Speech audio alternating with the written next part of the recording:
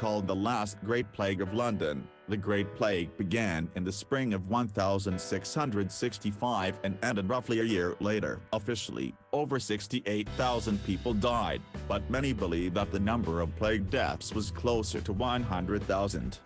An unpleasant death. Dying from bubonic plague was beyond unpleasant. It took several days for the victim to experience all or most of the symptoms. First, there were headaches, fever, and vomiting. The patient might shiver uncontrollably. His tongue would swell up in his mouth, and the lymph nodes in his groin, armpits, or neck would also swell. If that wasn't enough, the patient's skin would get black blotches, hence the name the Black Death. 2. People threw themselves into the pits. The churchyards could not handle all the dead, and pits were dug to dispose of the bodies. Men with carts would roam the streets, collecting the dead and disposing of them without any of the old funerary traditions being practiced.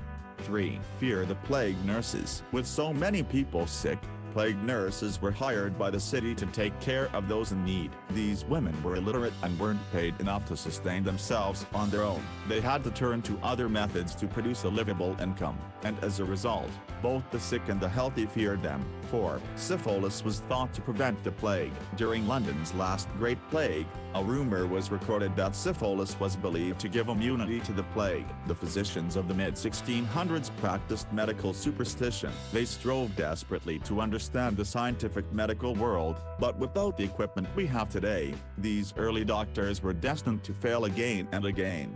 5. Cats and dogs slaughtered. Not understanding that the plague was being spread by fleas found on infected rats, a rumor spread through London that it was caused by cats and dogs. Upon hearing this rumor, the Lord Mayor ordered all cats and dogs to be killed. 6.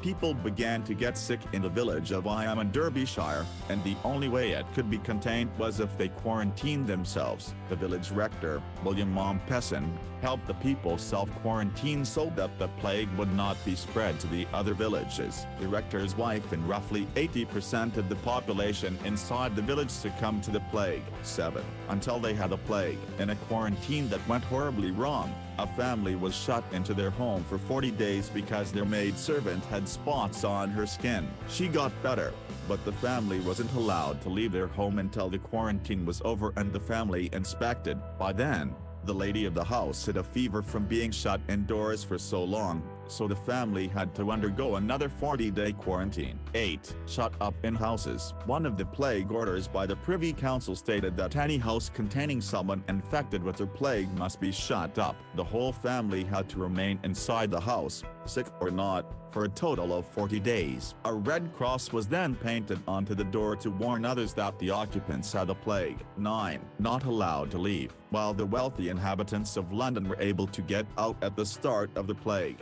the poor were not as fortunate. As the number of deaths continued to rise, many of those living in poverty didn't want to risk losing their jobs or giving up their tiny flats. This was the only life they had, and there was nothing for them outside of London. 10. Hush hush. At the start of the plague, when the deaths started to noticeably increase, the outbreak was publicly minimized. This was due to the fact that England didn't want trade overseas to be interrupted. If news of the plague reached other ports, English ships would be denied entry, and trade would come to a standstill.